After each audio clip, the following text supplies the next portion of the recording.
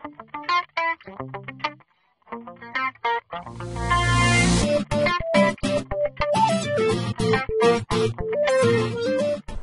so dito po tayo sa support tickets page, no? So dito po sa support tickets, dito po natin ginagawa yung kung meron tayong mga tanong, okay? About sa kung ano-ano, no? Sa account natin. So in other words, gagawa po tayo ng or hihingi tayo ng support dahil siguro may nagka-problema sa account natin or something, no? So yan po ay automatic or meron na po si EPA Zukul. Okay? So of course, makikita natin yung name natin, no? Kasi yan ang magre-reflect dun sa email nila or dun sa ano nila, dashboard ng tech support ng EPA Zukul. So depende kung ano yung problema, meron po siyang category. Okay? So example, abuse, na-abuse yung account niyo, no? May nag-withdraw na hindi niyo alam, so something like that, no? Tapos kung may problema kasi kayo sa autoresponder, banner creator, no, yung mga tools natin sa blog, capture pages, sa courses natin, if meron kayong question or meron kayong suggestion, pwede nyo pong gawin dito, okay? Yan. So dapat lang alam niyo kung saan nagfo-fall yung hihingin yung support, okay? Kasi para mas mabilis tayong magkaroon ng reply.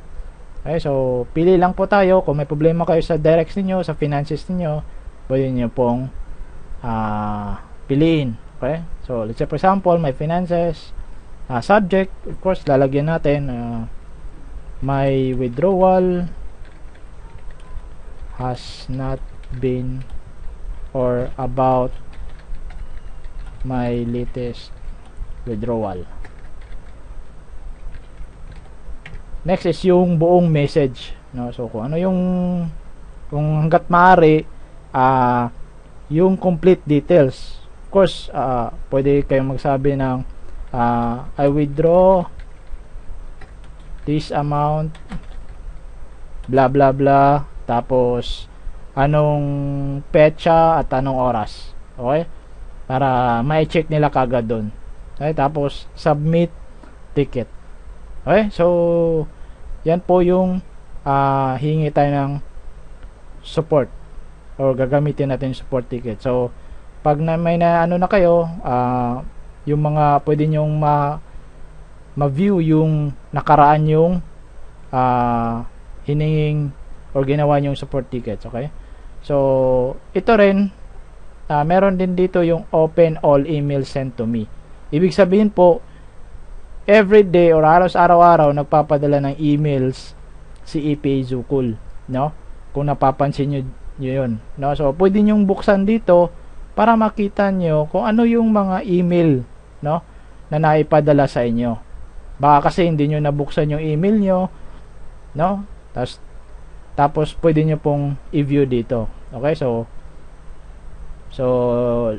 may date siya, may subject, tapos pwede nyo siyang i-view dito kahit hindi na kayo pupunta dun sa email mismo ninyo. Okay, so yan, Darren Manatilio, your landing page has been filled with following data. O yan, so meaning to say, may dun sa landing page ko may nag response. Okay, so